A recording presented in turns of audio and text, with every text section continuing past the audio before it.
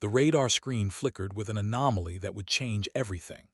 At 3:47 hours, Senior Airman Viktor Petrov was supposed to be alone in the cockpit of his aging A-10 Thunderbolt II, limping back across the Syrian border after what command had classified as a routine reconnaissance mission. The 26-year-old mechanic-turned-pilot had volunteered for the solo flight because nobody else wanted to fly the temperamental aircraft dubbed Rust Bucket by the maintenance crew. Victor had spent 3 years with his hands buried in her engines, coaxing life from worn components and patching holes that should have grounded her permanently. When the pilot roster came up short, he'd raised his hand, despite having only basic flight certification. Command had reluctantly approved.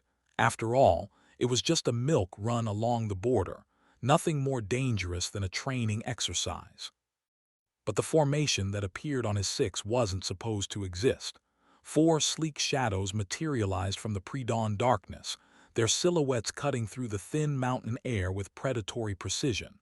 Victor's hands tightened on the controls as he tried to identify the aircraft closing on his position. They weren't Syrian, wrong profile entirely. Russian. The flight characteristics didn't match anything in his recognition manual. These jets moved with an otherworldly synchronization, their positions shifting in perfect harmony like a school of fish, responding to an invisible current. "Control, this is Rust Bucket Actual," Victor's voice crackled through the radio, his thick Eastern European accent betraying the tension coiled in his chest. "I have 4 unknown aircraft in formation, bearing 270, requesting immediate identification and support."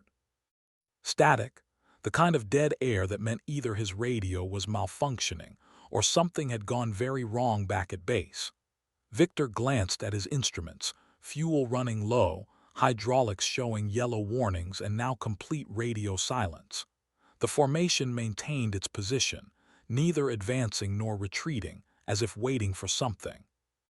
In the pale light filtering through his canopy, Victor caught a glimpse of markings he didn't recognize, angular symbols that seemed to shift and blur when he tried to focus on them.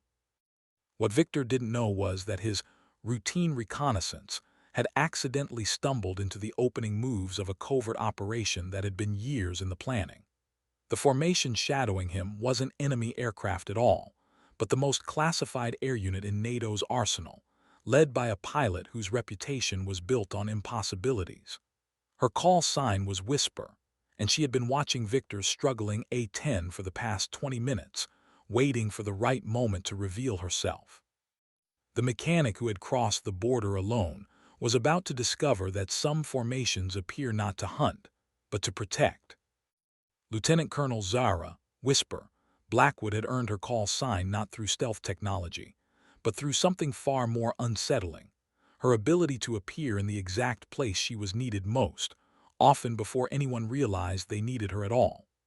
At 34, she was the youngest pilot ever to command the 77th Tactical Fighter Squadron, a unit so classified that its existence was known only to a handful of Pentagon officials and NATO commanders. Her F-22 Raptor, designated Ghost Lead, bore no national markings, no squadron patches, no identifying characteristics beyond a small raven silhouette painted just below the cockpit, a personal touch that had become her signature. Born in the mountains of Montana to a family of smoke jumpers, Zara had learned to read the sky before she could properly read books. Her childhood was spent watching her father and uncles navigate treacherous wind patterns while fighting wildfires, learning that sometimes the most dangerous situations required the quietest approach.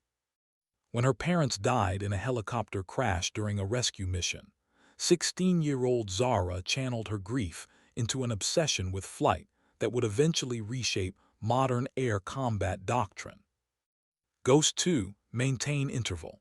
Whisper's voice was barely audible over the encrypted channel, her tone carrying the kind of calm authority that came from flying through hell and emerging unscathed. "Target is showing signs of hydraulic failure. We're going to need to babysit this one home."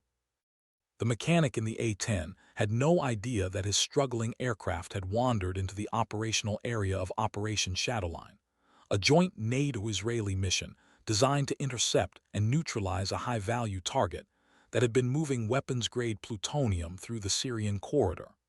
Victor's reconnaissance flight had been perfectly timed, whether by accident or design, to provide cover for the most sensitive air operation conducted in the region since the end of the Cold War. Major Rebecca "Sabre" Kim, flying as Ghost 2, adjusted her F-22's position slightly, her aircraft's stealth characteristics making her virtually invisible to conventional radar. Ghost Lead, the A-10 pilot is trying to raise control. Should we maintain radio silence? Negative, Whisper replied, her decision instant and decisive. We're going to bring him into the fold. He's already seen us, and that bird of his isn't going to make it home without assistance. She paused, watching Victor's aircraft struggle to maintain altitude as hydraulic fluid leaked in a thin stream behind him. Besides, something tells me this mechanic is about to become very useful.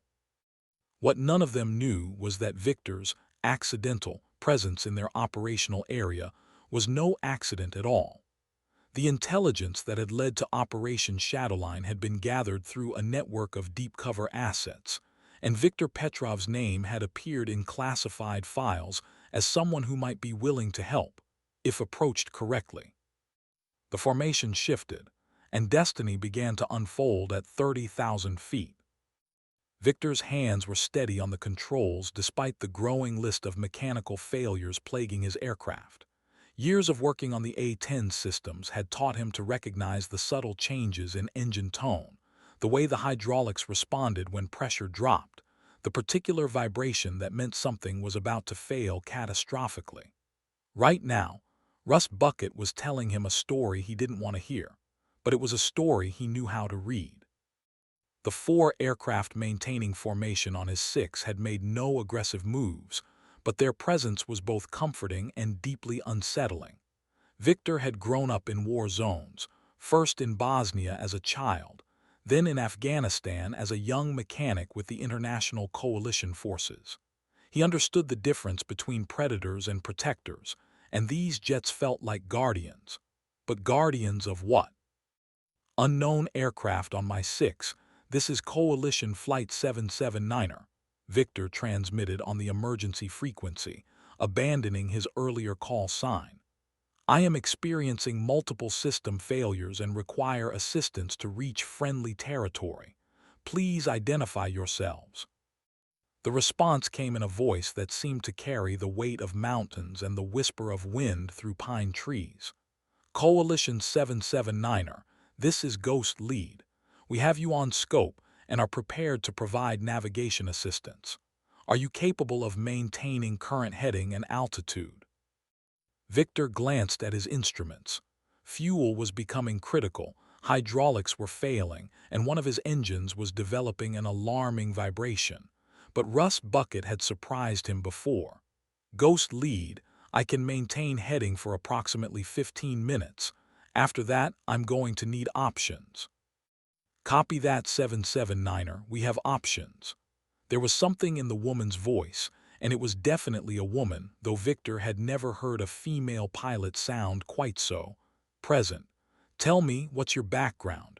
You're handling that aircraft like you built it yourself. Close enough, Victor replied, allowing himself a tight smile. I've been working on A-10s for 3 years. This particular bird and I have a relationship.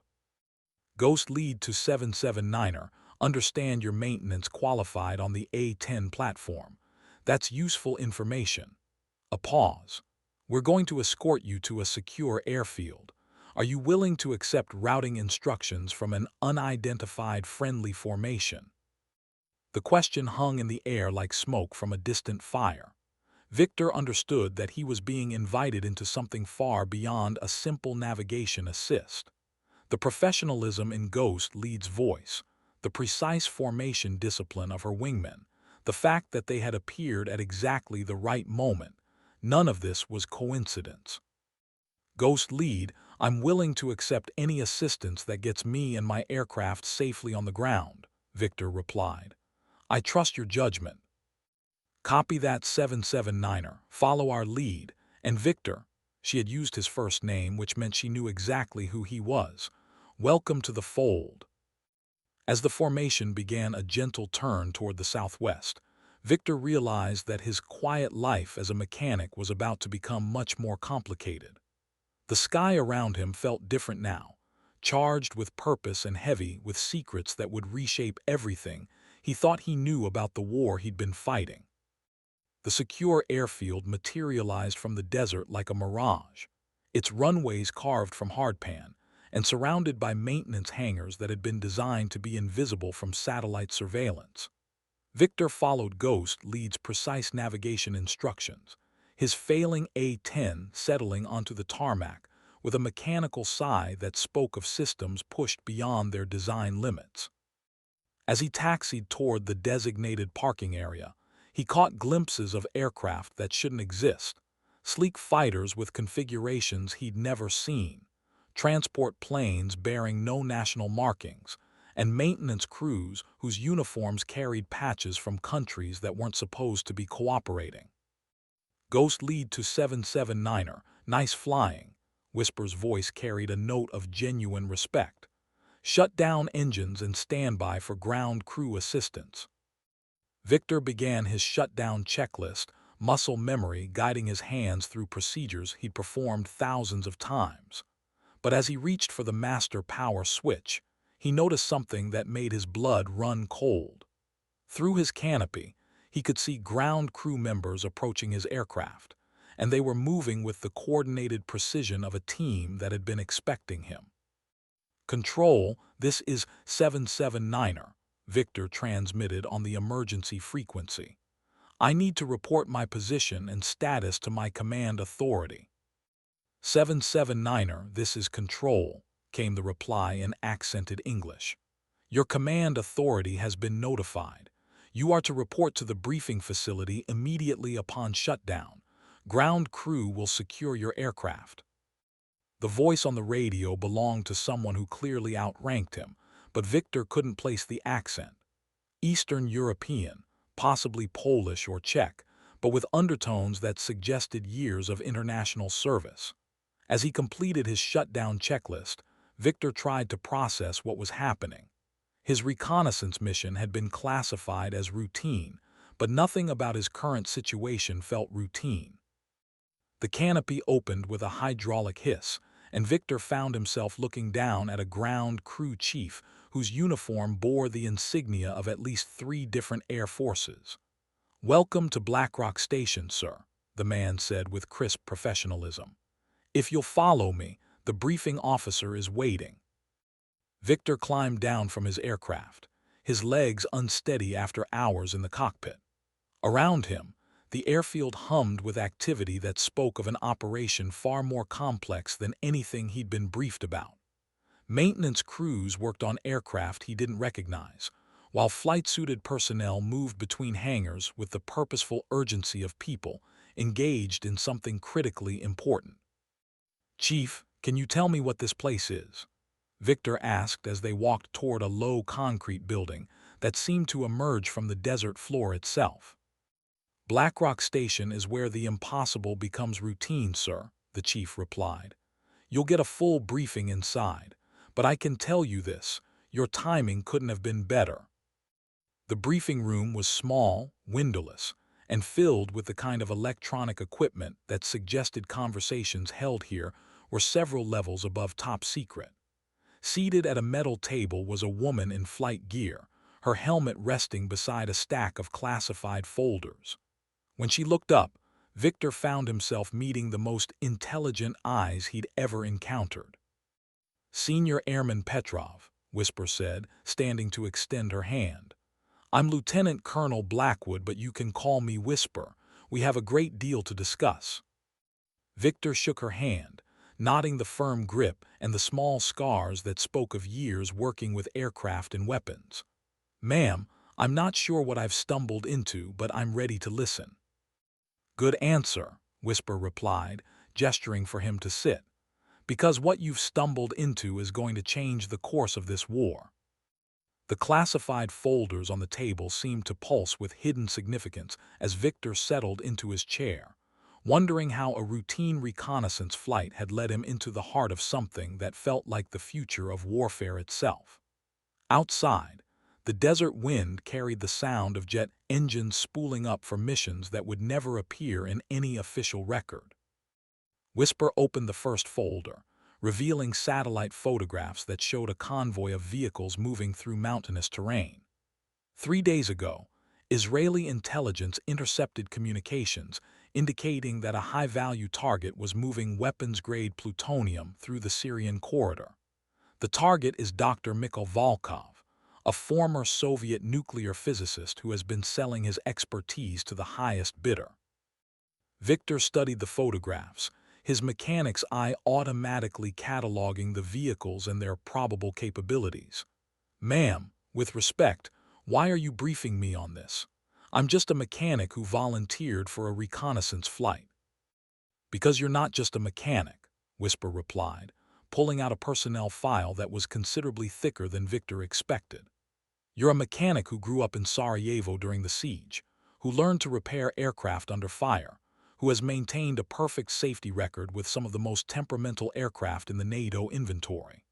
More importantly, you're a mechanic who just proved he can fly a damaged A-10 through contested airspace and land it safely at a classified facility." The implications settled over Victor like a heavy blanket. "You're recruiting me." "I'm offering you the chance to use your skills for something that matters," Whisper corrected. "Dr. Volkov is transporting enough plutonium to build a dirty bomb that could devastate a major city. He's also traveling with a security detail that includes some of the most sophisticated anti-aircraft systems Russia has ever deployed. Traditional airstrikes won't work. Too much risk of dispersing radioactive material. We need a different approach." Victor looked at the satellite images again, this time focusing on the technical details. "What kind of different approach?"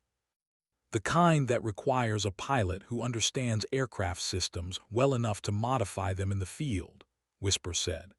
"The kind that requires someone who can take an aircraft that everyone assumes is broken and turn it into something capable of impossible missions."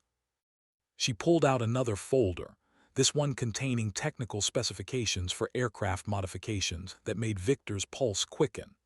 "We want you to join Operation Shadowline, not as a mechanic, not as a backup pilot, but as a full member of the most classified air unit in NATO.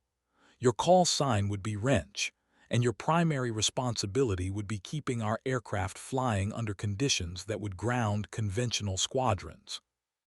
Victor stared at the technical specifications, his mind racing through the possibilities. "And if I say no?"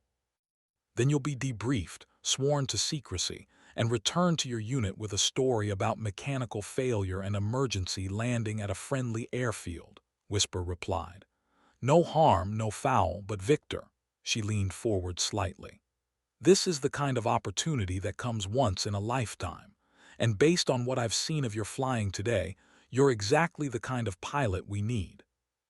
The desert wind rattled the windows of the briefing room as Victor considered his options.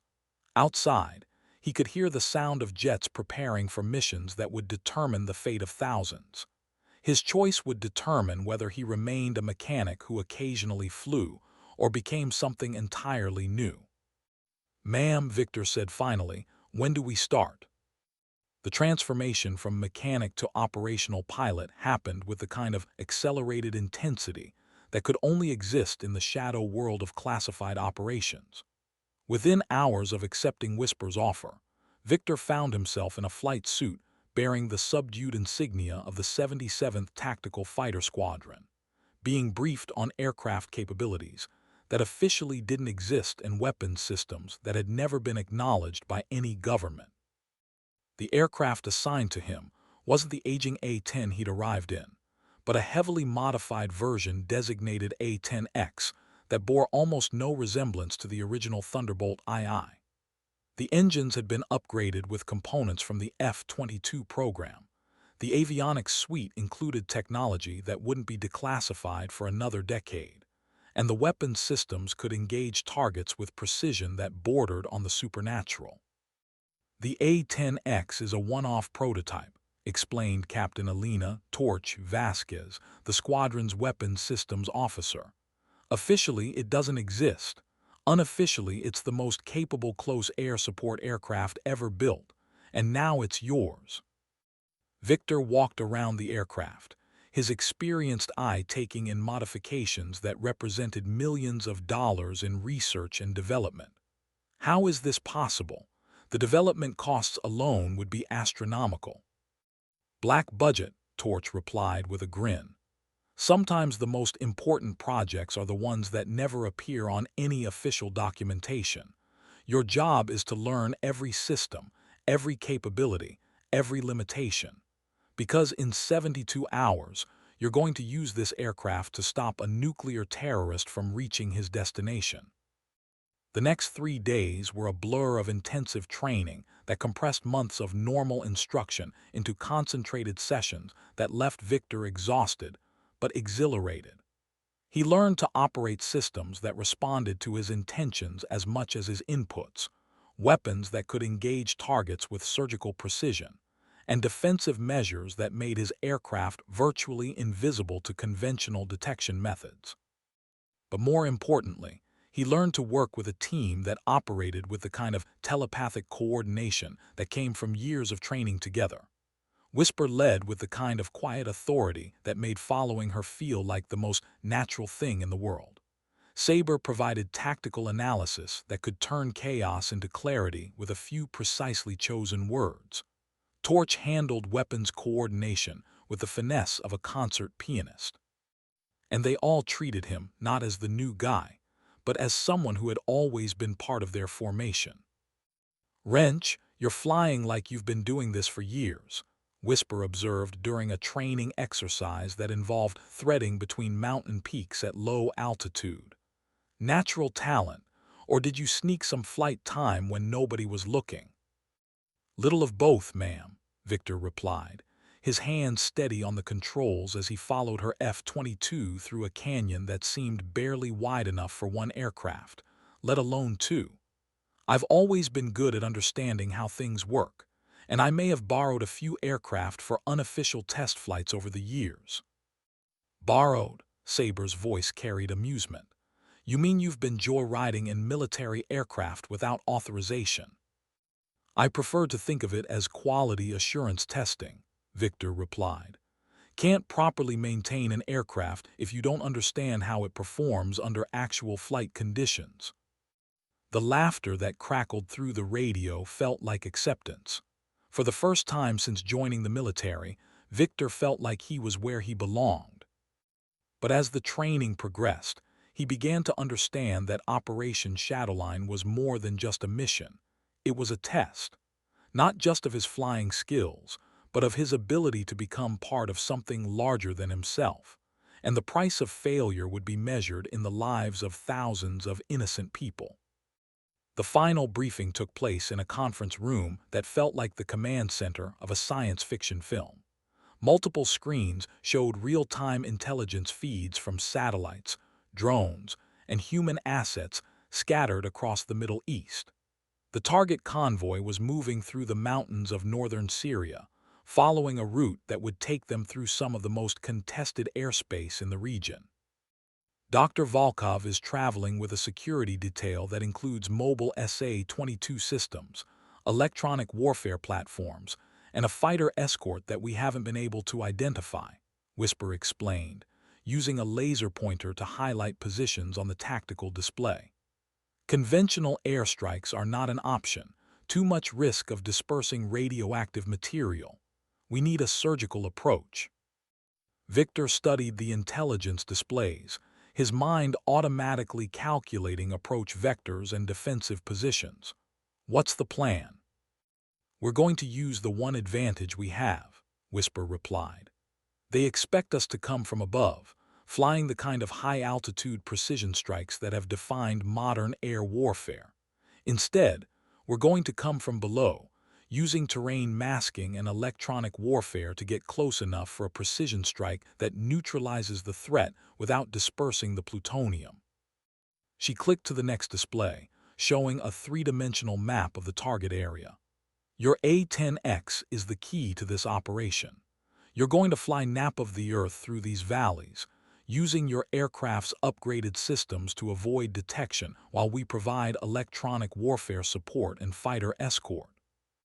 And once I reach the target, you're going to use a weapon that doesn't officially exist to solve a problem that can't be solved any other way, Whisper said. The AGM-200 precision neutralization missile is designed to destroy nuclear materials without dispersing them. It creates a contained fusion reaction that neutralizes radioactive materials at the molecular level. Victor felt his pulse quicken. That's impossible. The energy requirements alone are classified above your clearance level, Whisper interrupted gently. But I can tell you this. The weapon works, and you're the only pilot trained to deliver it accurately enough to neutralize the target without collateral damage. The weight of responsibility settled on Victor's shoulders like a lead blanket. Thousands of lives depended on his ability to fly an experimental aircraft through contested airspace and deliver a weapon that pushed the boundaries of known physics. But as he looked around the briefing room at the faces of his squadron mates, he realized that he wasn't carrying this burden alone.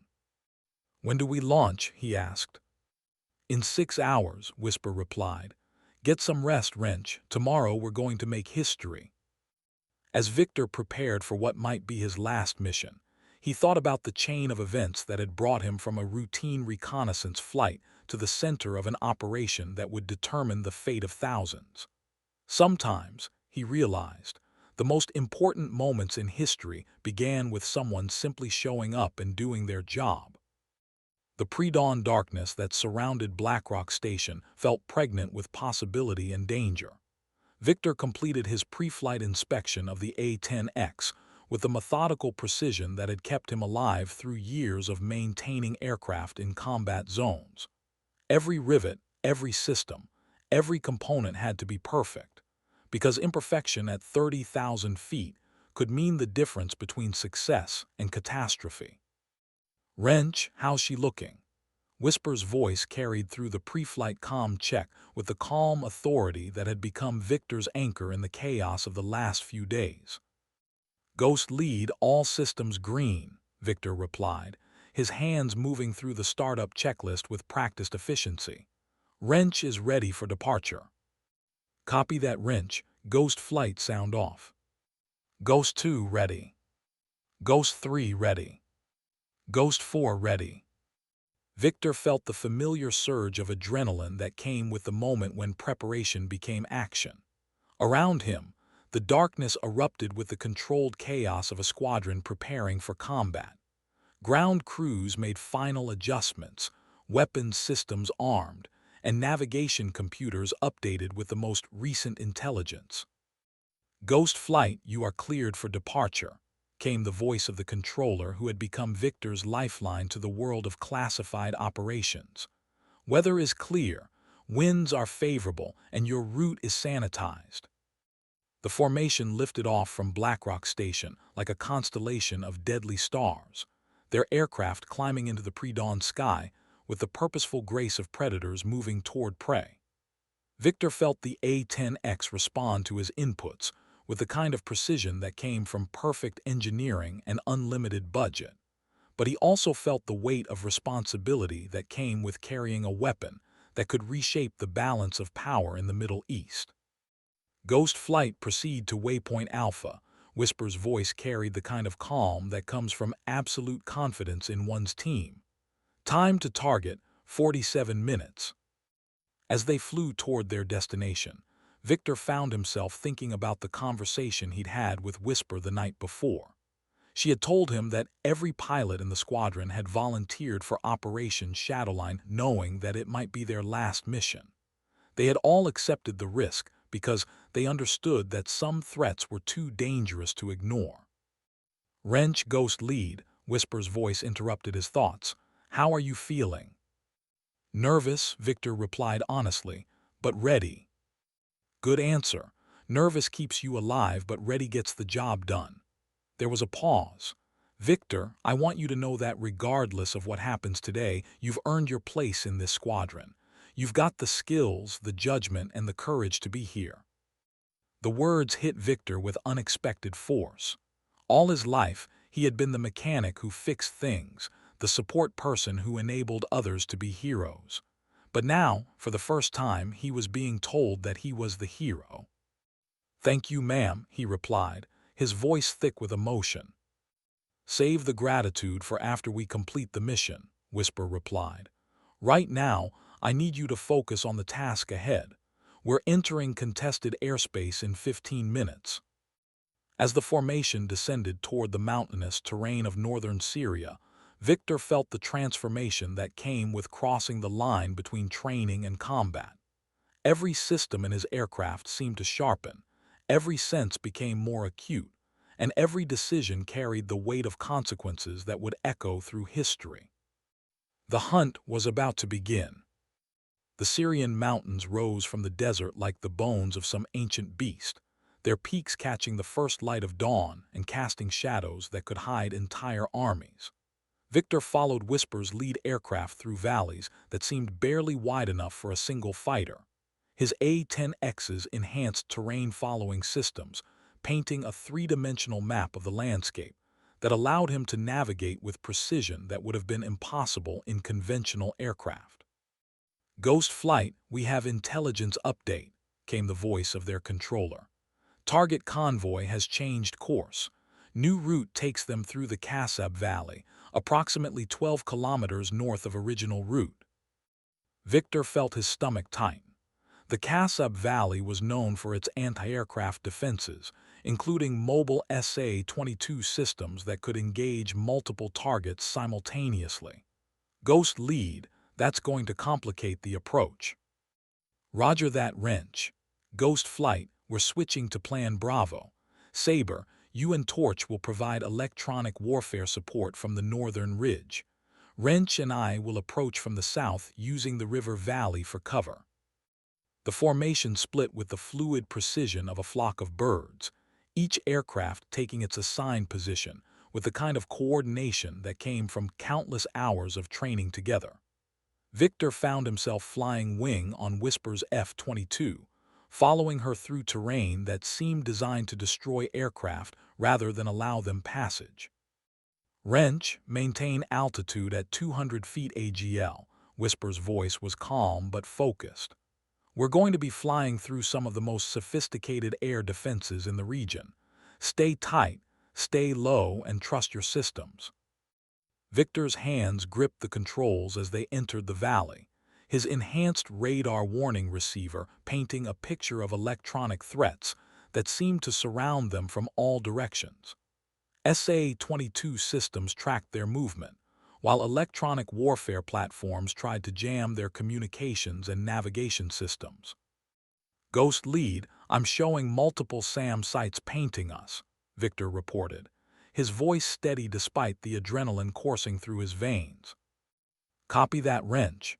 Ghost 2, initiate electronic warfare sequence." "Ghost 2, Roger. Initiating YO sequence now."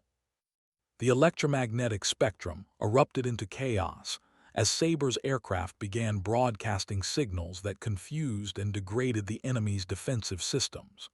Victor watched his threat display as SA-22 systems lost lock, their targeting radars unable to maintain coherent tracking through the electronic interference.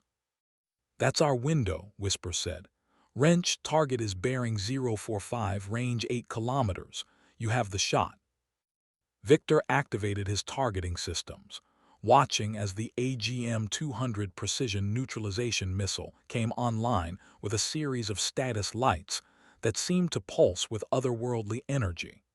Through his enhanced optics, he could see the convoy moving through the valley, 3 vehicles surrounded by security forces that had no idea death was approaching from above. "Target acquired," Victor reported, his voice steady with the kind of calm that came from complete focus. "Weapon system armed and ready." "Wrench, you are cleared to engage," Whisper's voice carried the authority of someone who understood the weight of the moment. "Make it count." Victor's finger found the trigger, and in that instant, he understood that he was about to change the course of history. The missile launched with a sound like thunder, its exotic propulsion system accelerating it toward the target at speeds that defied conventional physics. The explosion that followed was unlike anything Victor had ever seen, a contained fusion reaction that seemed to consume the very air around the convoy, leaving nothing but superheated sand and the knowledge that a nuclear terrorist would never reach his destination. Ghost lead target destroyed, Victor reported, his voice carrying the weight of accomplishment and the hollow echo of violence. Threat neutralized. Outstanding work, Wrench. Ghost flight, we are Winchester and RTB.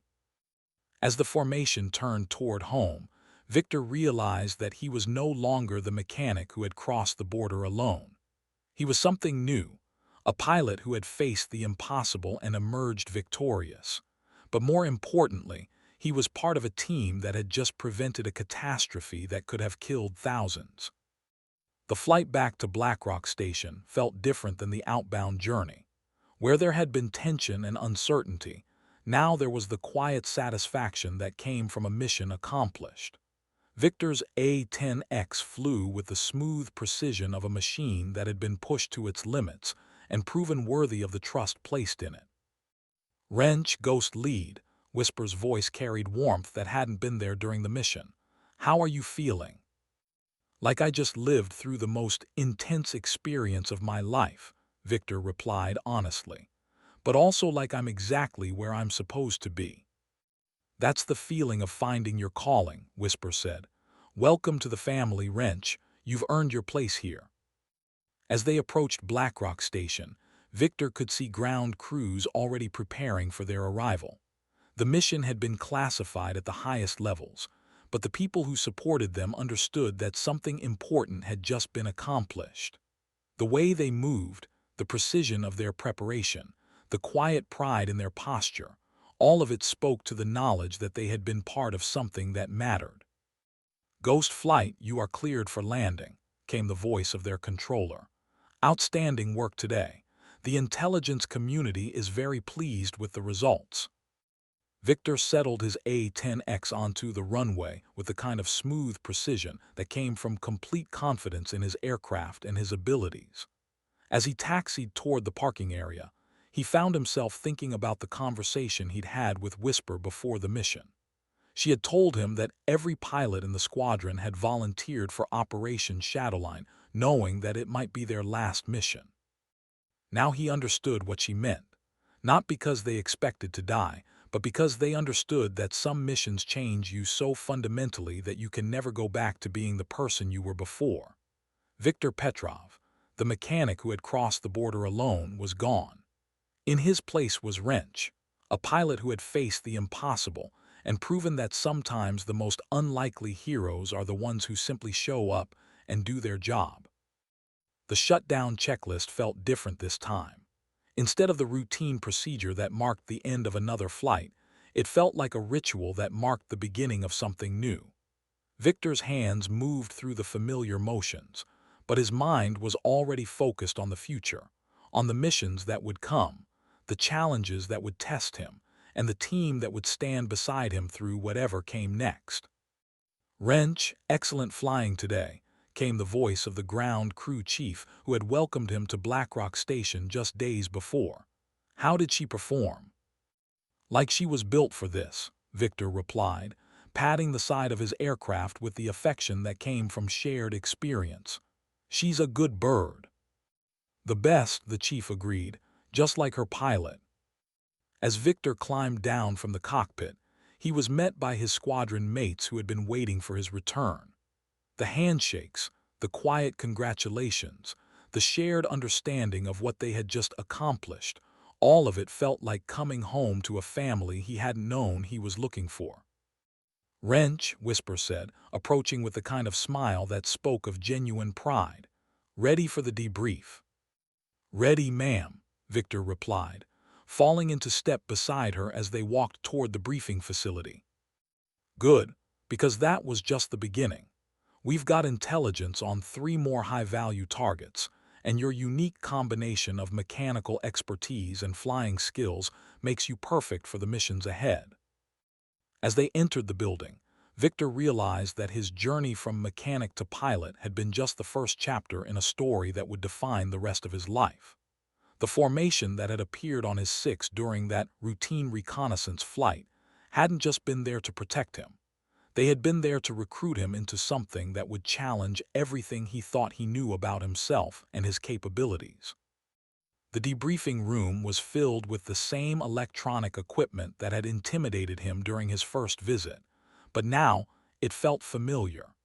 Victor took his seat at the metal table, ready to discuss the mission that had transformed him from a support person into a warrior. "Wrench," Whisper began, opening a new folder filled with intelligence reports. "Welcome to the real war."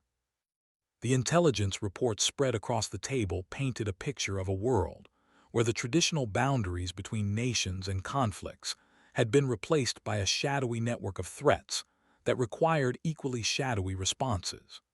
Victor studied the documents with the eye of someone who had just learned that the simple world of mechanical problems and engineering solutions was far more complex than he had ever imagined. "The success of Operation Shadowline has opened doors that we've been trying to get through for years," Whisper explained, her finger tracing routes on satellite maps that showed convoy movements across 3 different countries. "Your ability to modify aircraft systems in real time, combined with your flying skills, makes you uniquely qualified for missions that conventional pilots couldn't handle." Victor looked at the intelligence reports, nodding the technical specifications for aircraft modifications that seemed to push the boundaries of what was possible. "What kind of missions are we talking about?" "The kind that require aircraft to perform beyond their design parameters," replied Major Elena Torch Vasquez, sliding a technical manual across the table.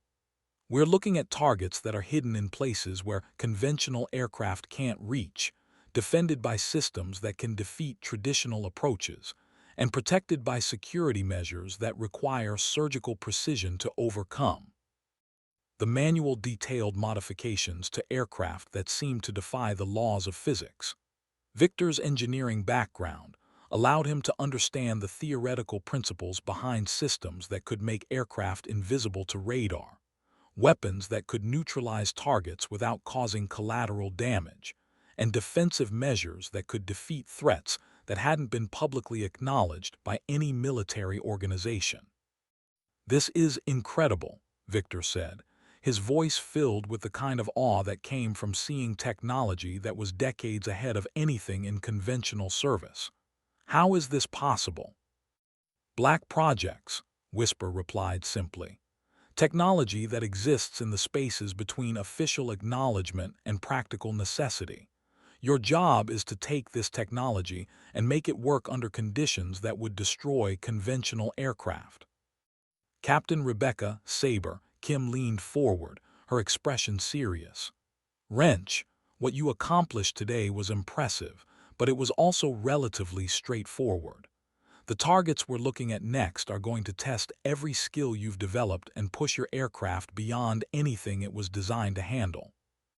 Victor studied the mission profiles, his mind automatically calculating the engineering challenges involved in each scenario.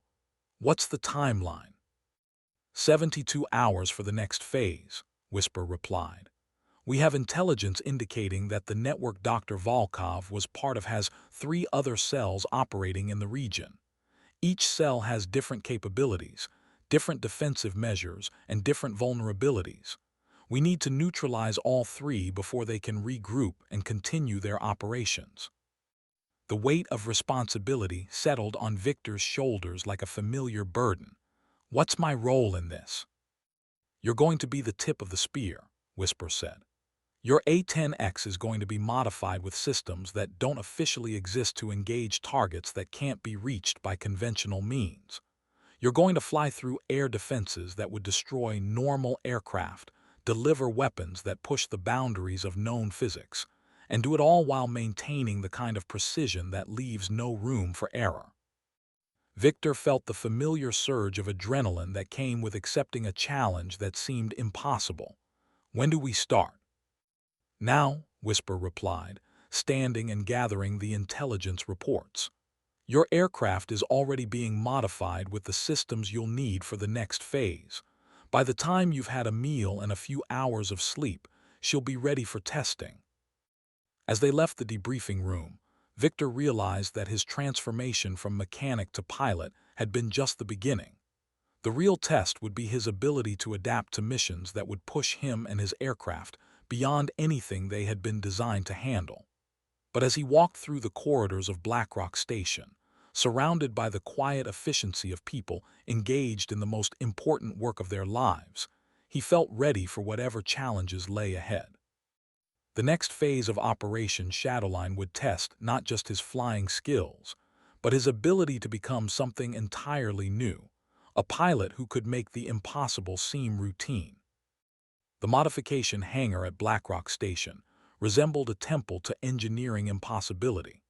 Victor's A-10X sat suspended in a web of diagnostic equipment and mechanical arms that moved with the precision of surgical instruments. Technicians wearing uniforms that bore no national insignia worked on systems that seemed to bend the laws of physics, their modifications transforming his aircraft into something that existed at the intersection of current technology and science fiction. "The new systems are based on principles that won't be declassified for another 20 years, explained Dr. Sarah Chen, the lead engineer whose security clearance was apparently higher than most government officials. "Your aircraft is being equipped with metamaterial cloaking that can bend electromagnetic radiation around the airframe, making you effectively invisible to radar, infrared, and visual detection." Victor walked around his aircraft, nodding modifications that seemed to make it larger and smaller simultaneously. "How does it work?" "Classified," Dr. Chen replied with a smile. "But I can tell you that the power requirements are enormous.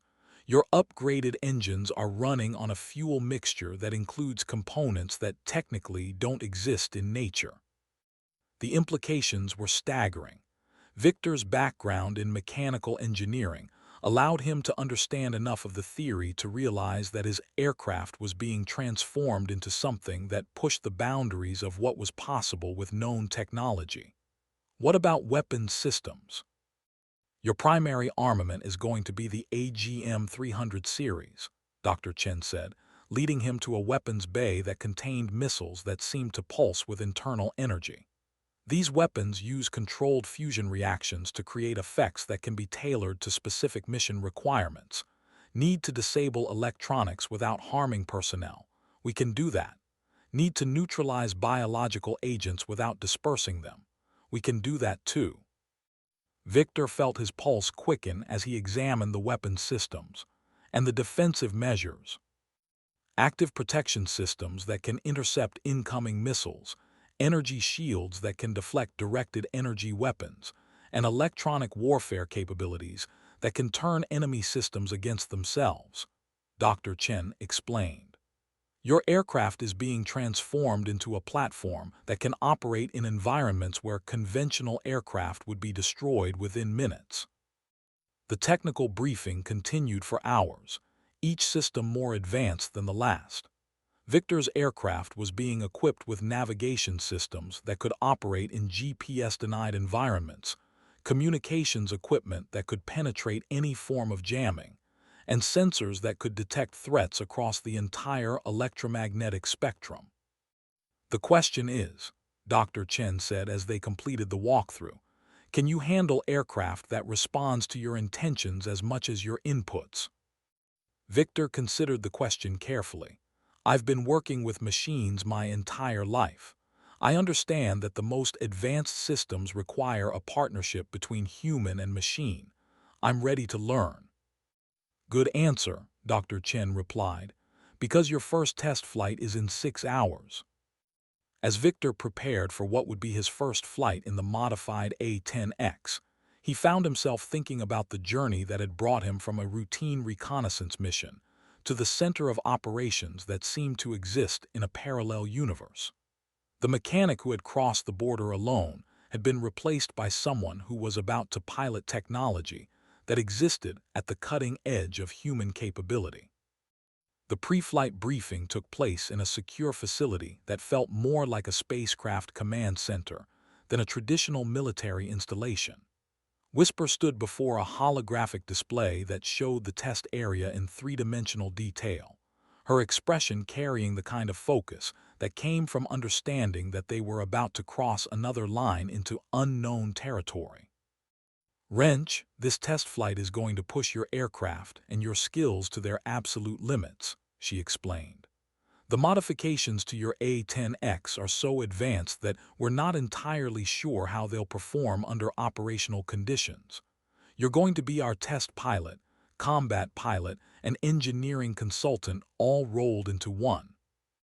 Victor studied the holographic display, noting the complexity of the test course that had been designed to simulate conditions that would destroy conventional aircraft. What's the expected performance envelope? Unknown, Whisper replied honestly. The theoretical capabilities are impressive, but theory and reality don't always align. Your job is to determine what your aircraft can actually do, and then figure out how to use those capabilities to complete missions that are impossible for conventional platforms. The weight of responsibility was enormous, but Victor felt ready for the challenge. When do we launch? In 2 hours, Whisper replied. But before you go, there's something you need to understand about the work we're doing here. The missions we're planning aren't just about stopping individual threats. They're about developing capabilities that will define air warfare for the next generation. Your success or failure will determine whether this technology becomes operational or remains a fascinating experiment. As Victor prepared for his test flight, he realized that his role in Operation Shadowline had evolved beyond anything he had expected. He wasn't just a pilot anymore. He was a pioneer exploring the boundaries of what was possible with advanced technology and human skill. The mechanic who had crossed the border alone was about to become the first person to fly aircraft that existed at the intersection of engineering and magic. The test flight began with systems checks that felt more like a conversation with an artificial intelligence than traditional aircraft operations. Victor's A-10X responded to his inputs with the kind of intuitive understanding that came from systems designed to interpret human intentions rather than just follow mechanical commands. Wrench, how are the new systems responding? Came Whisper's voice through the encrypted communication channel. Like they were designed specifically for me, Victor replied, his hands moving through control sequences that felt natural despite being completely different from conventional aircraft operations. The metamaterial cloaking is online, defensive systems are active, and the weapon systems are showing green across the board. Copy that, Wrench. Proceed to test Area Alpha and begin evaluation sequence. Victor activated the cloaking systems, watching as his aircraft's sensor signature disappeared from the monitoring displays. The sensation was unlike anything he had experienced, flying an aircraft that was functionally invisible to the outside world, while maintaining perfect situational awareness through sensors that could detect threats across multiple spectrums. Ghost lead, I'm showing 0 radar cross-section, Victor reported. The cloaking systems are performing beyond specifications. Outstanding, Wrench. Now let's test the defensive systems. We're going to simulate a multi-threat engagement using the most advanced targeting systems available. The test area erupted with simulated threats that represented the most sophisticated air defense systems in the world. SA-22 missiles, electronic warfare platforms, and directed energy weapons engaged Victor's aircraft with the kind of coordinated precision that would have destroyed any conventional fighter within seconds. Victor watched his defensive systems respond automatically, intercepting incoming missiles with energy barriers that seemed to absorb the impacts without affecting his aircraft's performance. Electronic warfare attacks were neutralized by countermeasures that turned enemy systems against themselves, while directed energy weapons were deflected by fields that bent light and energy around his aircraft. "Wrench, your aircraft is performing like nothing we've ever seen," Whisper's voice carried genuine amazement. "You're engaging threats that would require an entire squadron of conventional fighters, and you're doing it while maintaining perfect flight characteristics." "The systems are incredible," Victor replied, his voice filled with the kind of awe that came from experiencing technology that seemed to operate on principles beyond current understanding. "It's like flying in a completely different universe." "That's exactly what it is," Whisper replied. "You're piloting the future of air warfare. The question is, are you ready to use these capabilities operationally?" Victor considered the question as he completed the test sequence, his aircraft performing maneuvers that would have been impossible for conventional fighters. "I'm ready, ma'am. When do we begin the real mission?" "Tomorrow," Whisper replied. "And Wrench, what you've accomplished today is going to change everything." As Victor returned to Blackrock Station, he realized that his journey from mechanic to pilot had reached another milestone. The test flight had proven that advanced technology and human skill could combine to create capabilities that seemed to exist at the boundary between science and magic. But more importantly, it had shown him that he was ready to take on challenges that would have been impossible for the person he had been just weeks before. The real test would come when he used these capabilities against targets that could strike back. The intelligence briefing for the next phase of Operation Shadowline took place in a facility that existed 3 levels below the main complex at Blackrock Station. Victor found himself in a room that seemed to be carved from solid rock, its walls lined with electronic equipment that hummed with the kind of power that suggested they were dealing with information that existed at the very highest levels of classification. "The 3 remaining cells of Dr. Volkov's network have been identified and located," Whisper explained, her voice carrying the weight of someone who understood that they were about to undertake missions that would test the limits of technology and human capability. "Each cell represents a different type of threat, and each will require a different approach to neutralize." The holographic display showed 3 locations scattered across the Middle East, each one protected by defensive systems that would challenge even the most advanced military technology. Victor studied the intelligence reports, his engineering background allowing him to understand the technical challenges involved in each mission. "The first target is located in an underground facility in the mountains of northern Iran," Whisper continued. "The facility is protected by layered air defenses that include the most advanced systems Russia has ever deployed. Conventional aircraft wouldn't survive the approach, and even cruise missiles would be intercepted before reaching the target." Victor examined the technical specifications, noting the complexity of the defensive systems. "What's the plan?" "You're going to use your aircraft's cloaking capabilities to penetrate the defensive perimeter, then deliver a precision strike that neutralizes the target without alerting the other cells to our operations," Whisper explained. "The margin for error is essentially 0. The second target was even more challenging. Located in a mobile command center that moved through the Syrian desert, it was protected by electronic warfare systems that could defeat most forms of detection and targeting. "This target requires a different approach," Whisper said. "You're going to have to engage it while it's moving, using weapons systems that can adapt to changing conditions in real time." Victor felt his pulse quicken as he studied the mission parameters. "And the third target?" "The most dangerous of all," Whisper replied, her expression grim. "An underwater facility in the Persian Gulf that's been designed to be completely invisible to satellite surveillance. The target is located 60 feet below the surface, and the only way to reach it is through an approach that requires your aircraft to operate in conditions that would destroy conventional fighters." The implications were staggering. Victor would be required to use his aircraft's advanced systems to engage targets that existed at the limits of what was possible with current technology. "What's the timeline?" You launch for the first target in 18 hours, Whisper replied. The second mission follows 48 hours later, and the third takes place 72 hours after that. We need to neutralize all three cells before they can adapt their defensive measures to account for the capabilities you've demonstrated.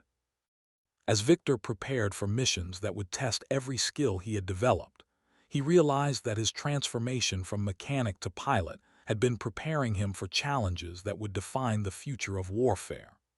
The quiet young man who had crossed the border alone in a struggling A-10 was about to become the first person to demonstrate capabilities that existed at the intersection of advanced technology and human innovation.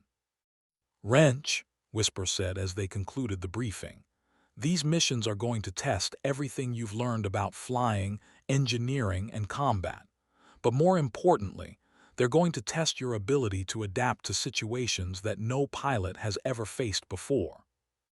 Victor considered her words carefully. "I understand, ma'am. I'm ready." "I know you are," Whisper replied. "That's why you're here." As Victor left the briefing facility, he found himself thinking about the journey that had brought him from a mechanic who fixed broken things to a pilot who was about to attempt the impossible. The formation that had appeared on his six during that routine reconnaissance flight hadn't just been there to protect him. They had been there to recruit him into something that would challenge everything he thought he knew about the limits of human capability. The next phase of Operation Shadowline would test whether those limits could be transcended. The pre-dawn darkness that surrounded Blackrock Station felt different as Victor completed his pre-flight inspection of the A-10X. The aircraft had been modified with systems that seemed to exist in the spaces between current technology and science fiction. But it was still fundamentally a machine that required the same methodical preparation that had kept him alive through years of flying in combat zones. "Wrench, system status," came Whisper's voice through the encrypted communication channel. "All systems green, Ghost lead," Victor replied, his hands moving through startup procedures that felt both familiar and completely alien. "Cloaking systems online, defensive measures active, weapons systems armed and ready." "Copy that, Wrench. Weather is optimal, intelligence reports no changes in target defensive posture, and you have a clear flight path to the target area. Remember, this is a precision strike. Get in, neutralize the target, and get out without alerting the other cells." Victor felt the familiar surge of adrenaline that came with the transition from preparation to action. "Roger that, Ghost lead. Wrench is ready for departure." The A-10X lifted off from Blackrock Station with the smooth power of an aircraft that had been designed to operate beyond the normal parameters of flight. Victor felt the systems respond to his inputs with the kind of intuitive understanding that came from technology designed to interpret human intentions rather than just follow mechanical commands. "Wrench, you are cleared to proceed to target area," came the voice of the controller who had become his lifeline to the world of classified operations. "Flight time to target, 2 hours and 17 minutes. As Victor flew toward the mountains of northern Iran, he found himself thinking about the conversation he'd had with Dr. Chen about the modifications to his aircraft. The systems he was using pushed the boundaries of what was possible with known technology, but they also required a level of trust between human and machine that went beyond anything he had experienced in conventional aircraft. "Wrench, Ghost lead." Whisper's voice carried the calm authority that had become his anchor in the chaos of advanced operations. "How are the new systems performing?" "Like they were designed specifically for this mission," Victor replied, watching as his aircraft's sensors painted a three-dimensional picture of the terrain ahead. "The metamaterial cloaking is functioning perfectly, and the defensive systems are responding to threats I didn't even know existed." "Copy that, Wrench. Maintain current heading and altitude. You're approaching the outer edge of the target's defensive perimeter." Victor's threat warning systems began to paint a picture of air defenses that seemed to cover every possible approach to the target. SA-22 systems tracked sectors of airspace with overlapping coverage, while electronic warfare platforms created a web of interference that would have blinded conventional aircraft. But his modified A-10X moved through the defensive network like a ghost, its advanced systems making it functionally invisible to the most sophisticated detection equipment in the world. Ghost lead, I'm showing multiple SAM sites painting my approach vector, but they're not achieving lock, Victor reported. The cloaking systems are performing beyond specifications. Outstanding, Wrench. Continue to target. You're cleared for weapons release when you achieve optimal firing position. As Victor approached the underground facility, he activated his aircraft's most advanced targeting systems. The AGM-300 precision strike weapon came online with indicators that seemed to pulse with contained energy. Its exotic warhead, designed to penetrate hardened targets without causing the kind of collateral damage that would alert other cells to the operation.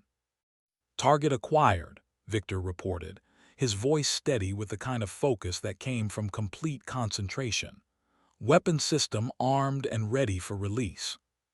Wrench, you are cleared to engage. Whisper's voice carried the weight of authorization for something that would reshape the balance of power in the region. Make it count. Victor's finger found the trigger, and the weapon launched with a sound like controlled thunder. The AGM-300 accelerated toward the target with the kind of precision that came from guidance systems that could adapt to changing conditions in real time. The explosion that followed was perfectly contained, its effects limited to the underground facility without affecting the surrounding area. Victor watched through his sensors as the target was neutralized with surgical precision, leaving no trace of the operation beyond the destruction of the threat itself. Ghost lead target neutralized, Victor reported. Threat eliminated with zero collateral damage. Outstanding work, Wrench. RTB and prepare for mission debrief. As Victor turned toward home, he realized that he had just completed the first phase of missions that would test the limits of what was possible with advanced technology and human skill. The underground facility had been destroyed, but two more targets remained. Each would present different challenges, different risks, and different opportunities to demonstrate capabilities that existed at the cutting edge of human innovation. The journey back to Blackrock Station felt like a victory lap, but Victor knew that the real test was still ahead. The next two missions would require him to push his aircraft and his skills even further into uncharted territory. The second target presented challenges that were fundamentally different from the precision strike against the underground facility. The mobile command center moved through the Syrian desert with the kind of unpredictable patterns that made conventional targeting impossible, while its electronic warfare systems created a bubble of interference that could defeat most forms of detection and tracking. Victor's approach required him to use his aircraft's advanced systems in ways that pushed the boundaries of their design parameters. The metamaterial cloaking that had made him invisible to fixed air defenses was less effective against mobile systems that could adapt their search patterns in real time. Wrench, Ghost lead, Whisper's voice carried the kind of tension that came from engaging targets that could fight back.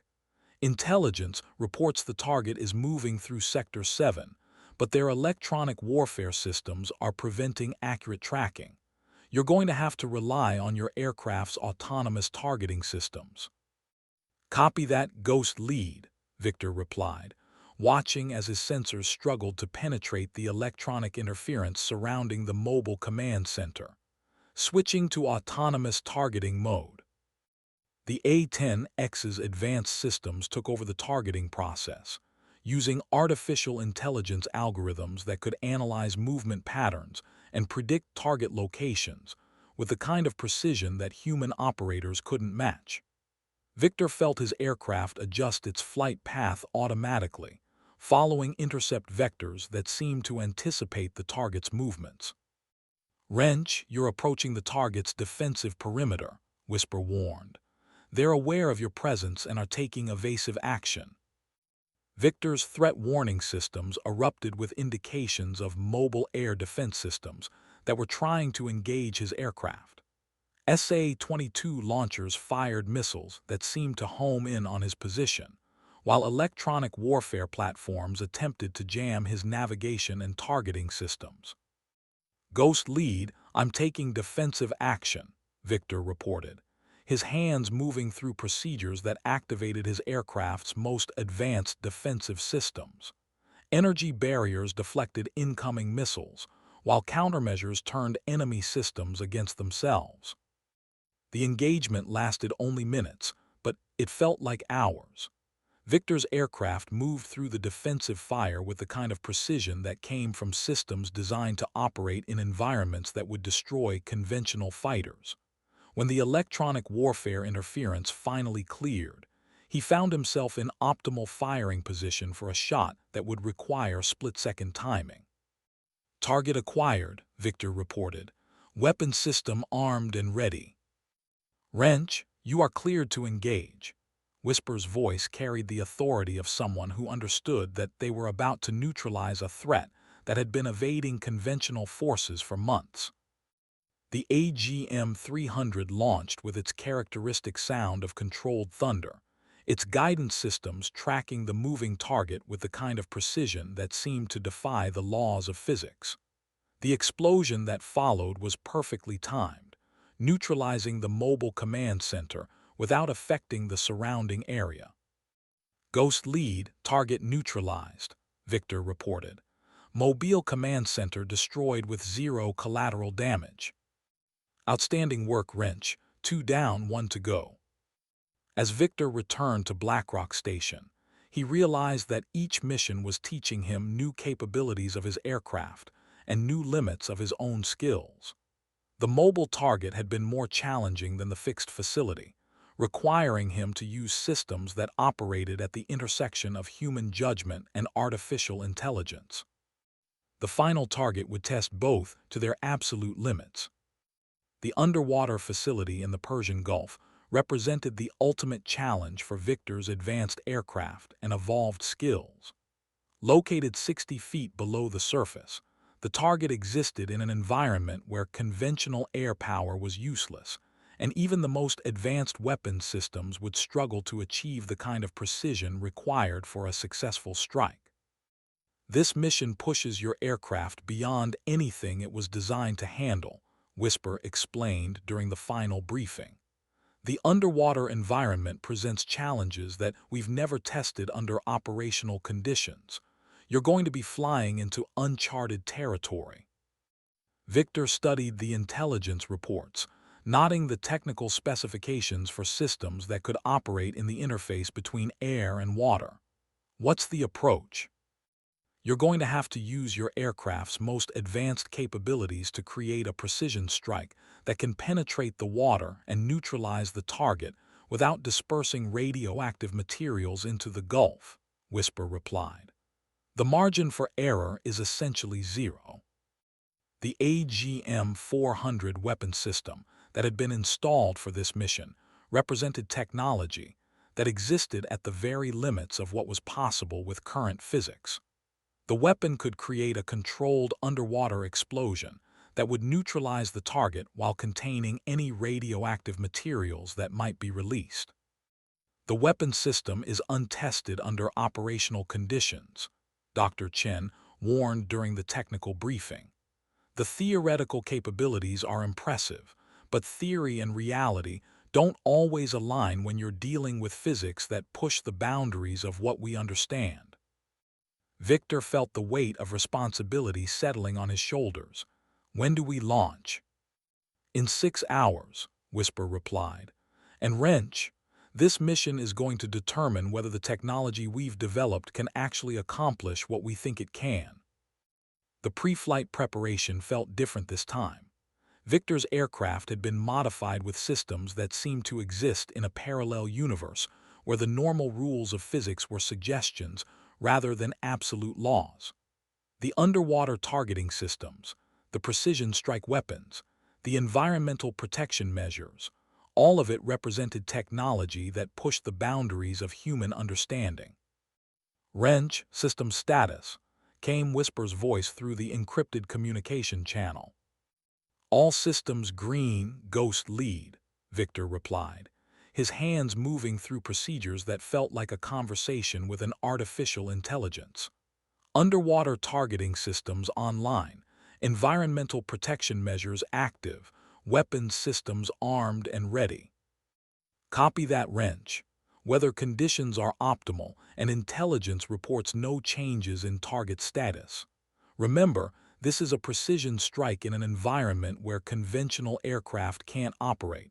Trust your systems, trust your training, and trust your judgment. Victor felt the familiar surge of adrenaline that came with accepting a challenge that seemed impossible. Roger that, Ghost lead. Wrench is ready for departure. As the A-10X lifted off from Blackrock Station for what would be the final phase of Operation Shadowline, Victor realized that his journey from mechanic to pilot had been preparing him for this moment. The quiet young man who had crossed the border alone in a struggling aircraft was about to attempt something that had never been done before: a precision air strike against an underwater target using technology that existed at the intersection of engineering and magic. The flight to the Persian Gulf felt like a journey to the edge of the world. Victor's aircraft moved through the pre-dawn darkness with the kind of smooth power that came from systems designed to operate beyond normal parameters, while his sensors painted a three-dimensional picture of an environment that presented challenges no pilot had ever faced. Wrench, Ghost lead, Whisper's voice carried the calm authority that had become his anchor through months of impossible missions. You're approaching the target area. How are the underwater targeting systems performing? Like they were designed specifically for this mission, Victor replied, watching as his sensors penetrated the water to create a detailed map of the underwater facility. Target is clearly visible, defensive systems are minimal, and the precision strike weapon is showing green across the board. Copy that, Wrench.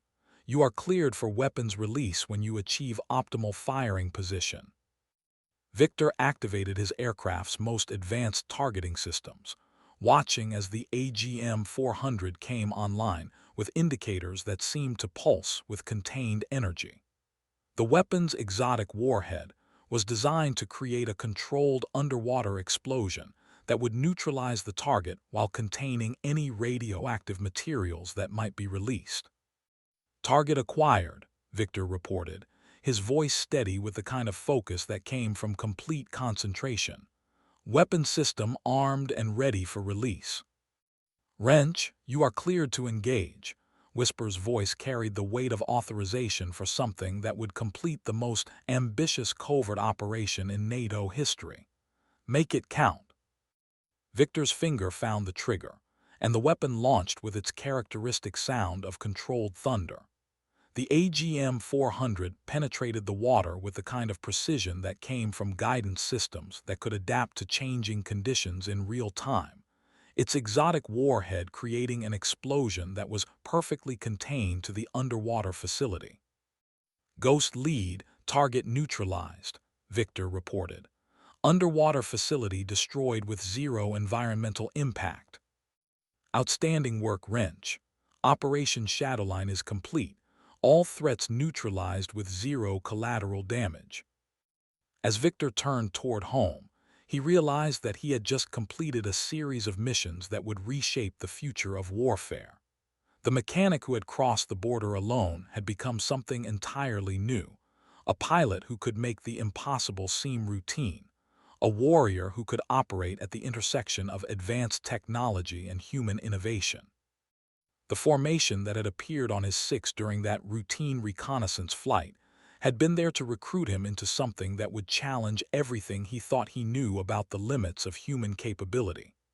Now, those limits had been transcended, and Victor Wrench Petrov had become a legend in a world where legends were classified at the highest levels of government. But more importantly, he had found his place in a family of warriors who understood that sometimes the most important battles are fought by people who simply show up and do their job.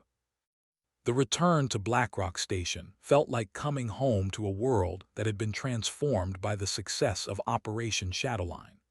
Victor's aircraft touched down on the runway with the smooth precision of a machine that had been pushed beyond its design limits and proven worthy of the trust placed in it. "Wrench, outstanding work," came the voice of the controller who had guided him through months of impossible missions. "Ground crew is standing by to secure your aircraft." As Victor completed his shutdown checklist, he found himself thinking about the journey that had brought him from a mechanic who fixed broken things to a pilot who could accomplish the impossible. The transformation had been gradual, but the result was undeniable. He had become something entirely new. "Wrench, excellent flying," came the voice of the ground crew chief, who had become a familiar presence through months of operations. "How did she perform?" "Like she was built for this," Victor replied, patting the side of his aircraft with the affection that came from shared experience. "She's a remarkable machine." "The best," the chief agreed, "just like her pilot." As Victor climbed down from the cockpit, he was met by his squadron mates who had been waiting for his return. The handshakes, the quiet congratulations, the shared understanding of what they had just accomplished, all of it felt like coming home to a family that had been forged in the crucible of impossible missions. "Wrench," Whisper said, approaching with the kind of smile that spoke of genuine pride and deep satisfaction. "Ready for the final debrief?" "Ready, ma'am," Victor replied, falling into step beside her as they walked toward the briefing facility. "Good, because what we've accomplished over the past few months is going to change everything about how we think about air warfare." As they entered the building, Victor realized that Operation Shadowline had been more than just a series of missions. It had been a proof of concept for capabilities that would define the future of warfare. The technology they had developed, the tactics they had refined, the teamwork they had perfected, all of it would become the foundation for a new generation of military operations. The final debriefing took place in a conference room that felt like the command center of a science fiction film.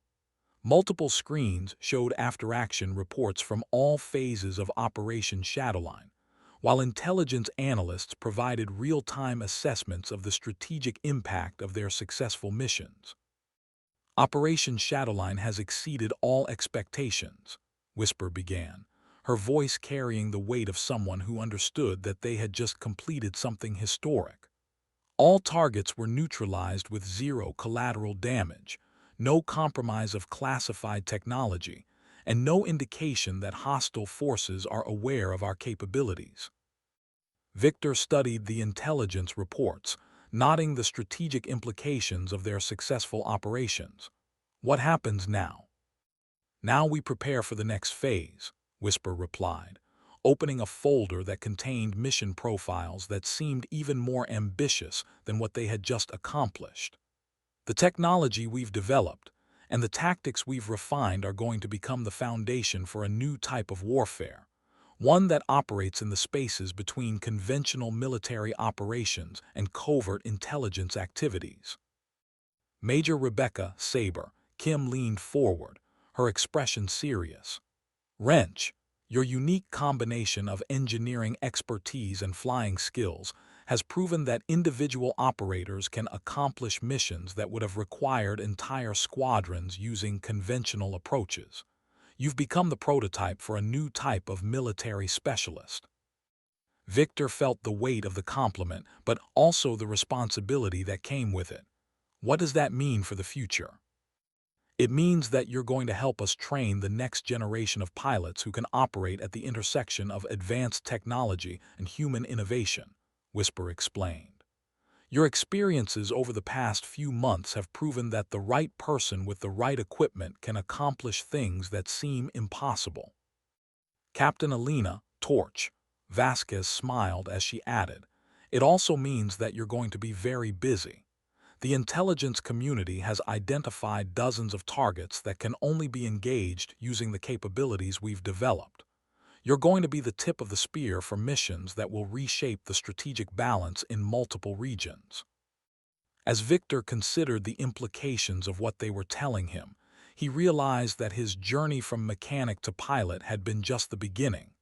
The real work, training others, developing new capabilities, pushing the boundaries of what was possible, was still ahead. "I'm ready," he said finally. "When do we start?" "We already have," Whisper replied, gesturing toward the screens that showed intelligence reports from around the world.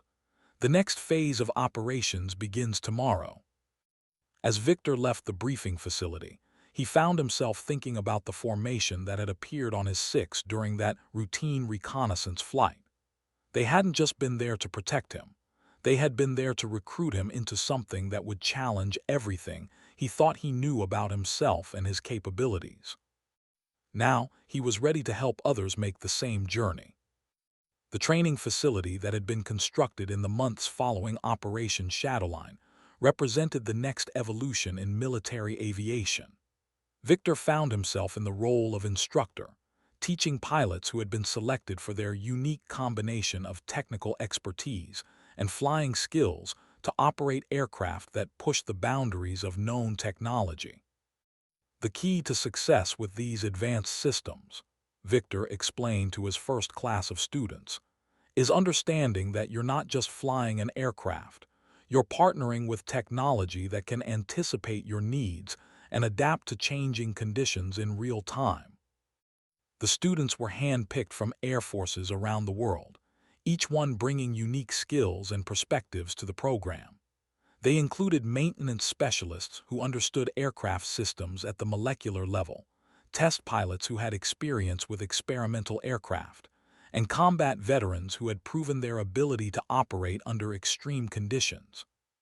"Your instructor knows what he's talking about," Whisper added, addressing the class with the authority that came from leading the most successful covert air operations in modern history. "Wrench has accomplished missions that redefined what we thought was possible with current technology. His job is to teach you to do the same." Victor felt the weight of responsibility that came with training the next generation of pilots who would operate at the intersection of advanced technology and human innovation. These students would carry forward the lessons learned during Operation Shadowline, adapting them to new challenges and new threats. "The most important thing to remember," Victor continued, "is that these aircraft respond to your intentions as much as your inputs.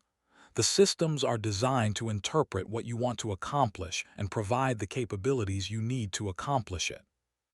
The training program was intensive, combining theoretical instruction with practical exercises that pushed both student and aircraft to their limits.